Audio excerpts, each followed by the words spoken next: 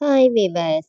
இன்னைக்கு பிப்ரவரி 25 சிறகடிக்க ஆசை சீரியல் என்னாச்சுன்னு சொல்லி பார்க்கலாம்க்கு முன்னாடி சேனல் சப்ஸ்கிரைப் பண்ணாதவங்க மறக்காம சப்ஸ்கிரைப் பண்ணுங்க. இன்னைக்கு என்ன அப்படின்னு சொல்லி பார்த்தீங்கன்னா, இங்க வந்து விஜயா வந்து காலையிலே காஃபி குடிச்சிட்டு இருக்காங்க. அப்போ வந்து டயட்டீஷியனை வந்து மனோஜ் கூட்டிட்டு வர்றாரு. அப்போ அவங்க வந்தோடனே நீங்க என்ன குடிச்சிட்டு இருக்கீங்கன்னொடனே காஃபி குடிக்கிறேன்னொடனே அதெல்லாம் நீங்க முதல்ல நிப்பாட்டணும். அப்பதான் நீங்க வந்து இந்த மாதிரி டயட்ல வந்து ஃபாலோ பண்ண முடியும். அதுவும் இல்லாம நீங்க வந்து ரொம்ப யங்கா இருக்கீங்க. உங்க ஃபேஸ்ல ஒரு தேஜஸ் தெரியுது. அப்படி இப்படின்னு சொல்லிட்டு பில்டப்லாம் விடுறாங்க. அப்போனே விஜய் அப்படியே இதாகுறாங்க.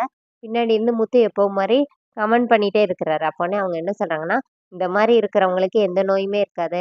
நம்ம முன்னாடி இருக்கிறவங்களையும் சரி, நம்மளும் சரி சந்தோஷமா வச்சுக்கிட்டோம்னாலே போதும் அப்படின்னு சொல்லி, அவங்க வந்து ஒரு சார்ட் குடுக்குறாங்க. 1 வாரம் இத தான் ஃபாலோ பண்ணணும் அப்படின்னு. ஒரு வீக்குக்கு அவங்களுக்கு வந்து நான் 4500 ஃபீஸ் அப்படின்னோனே, எல்லாருமே இப்படி ஷாக் ஆயி பார்க்குறாங்க. அப்போனே முத்து வந்து ரவி கிட்ட சொல்றாரு, "நம்மளும் இப்படி வீடு வீடா போய் என்ன சாப்பிடணும்னு சொன்னா இவ்வளோ காசு வாங்கிடலாம் போலடா" அப்படின்னோனே, இப்போ விஜயாக்கு சாப்பாடு ரெடி பண்ணும்போது மனோஜ் என்ன சொல்றாருன்னா, "எனக்கும் ரோஹிணிக்கும் சேர்த்து இதே ரெடி பண்ணிருங்க.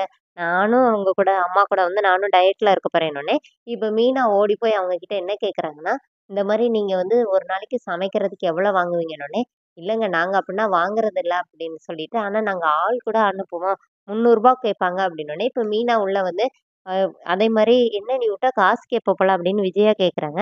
"ஆமா, உங்களுக்கு மட்டும் தான் என்னால செய்ய முடியும். வேற யாருக்குன்னா செய்ய முடியாது" அப்படின்னோனே, இப்போ இல்லாட்டி உங்க ஒய்ஃப சமைக்க சொல்லுங்கன்னோனே, ரோஹிணி வந்து "மீனா நான் என்ன சும்மாவா இருக்கேன்னோனே" இப்ப மீனா திருப்பி கேட்குறாங்க, "நான் மட்டும் என்ன சும்மாவா இருக்கிறேன்னோனே" இப்ப அண்ணாமலை என்ன சொல்றாருன்னா, அவ கேட்கறது கரெக்ட் தான்னோனே, முத்து சொல்றாரு, "ரூ. 300லாம் பத்தாது, ரூ. 500 வேணும்" அப்படின்னு சொல்றாரு. அப்புறமா எல்லாரும் விஜயா வந்து எனக்கு சீக்கிரம் சாப்பாடு சமைச்சு டான்ஸ் கிளாஸ்க்கு எடுத்துட்டு வந்துருன்னு சொல்லிட்டு எல்லாருமா கிளம்பி போயிடுறாங்க. இங்க டான்ஸ் கிளாஸ்ல என்ன ஆகுது இங்க என்ன ஆகுதுன்னா, சீதா வந்து அந்த அருண் வீட்டுக்கு, இன்ஸ்பெக்டர் வீட்டுக்கு, அங்க டிராஃபிக் போலீஸ் வீட்டுக்கு போறாங்க. அங்க போயிட்டு அவங்க அம்மாவ பார்த்து பேசிட்டு இருக்கும்போது, அவர் வந்து அந்த சட்டை கிழிப்பார்ல முத்து, அதையே பார்த்துட்டே இருக்கிறாரு. இந்த மாரி "எனக்கு என் ட்ரெஸ் எல்லாம் துவைச்சிருங்கம்மா. ஆனா வந்து அந்த ஹேங்கர்ல கிடக்குற அந்த சட்டைய மட்டும் எடுக்காதீங்கன்னோனே, "நீ என்னடா இன்னும் இதையே சொல்லிட்டு இருக்க?" அப்படின்னு சொல்லிட்டு அவங்க அம்மா கேட்குறாங்க. இங்க என்ன ஆகுதுன்னா, டான்ஸ் கிளாஸ்ல வந்து மீனா சாப்பாடு எடுத்துட்டு வரும்போது, எப்பவும் மாரி விஜயா வந்து அவங்களுக்கு சிந்தாமணி வேற இருக்கிறாங்க. அவங்களுக்கு எவ்வளோ எக்ஸ்பீரியன்ஸ் இருக்கும். அவங்க கூட போய் நீ போட்டி போட்டு, நீ எங்க தொழில்ல ஜெயிக்க முடியும் அப்படிங்கிற மாரி, மீனா வந்து ரொம்ப இது பண்ணி பேசிட்டே இருக்காங்க. அதோட என்னோட எபிசோட் ரன் பண்ணிட்டாங்க. நாளைக்கு என்ன அப்படின்னா, என்ன வயிறு கடமுடான்னு சத்தம் கேட்குதுன்னு சொல்லிட்டு மனோஜும், விஜயாவும் மாத்தி மாத்தி ரெஸ்ட் ரூம் ஓடிட்டே இருக்கிறாங்க. அதோட என்னோட எபிசோட் ரன் பண்ணியிருக்காங்க. தேங்க்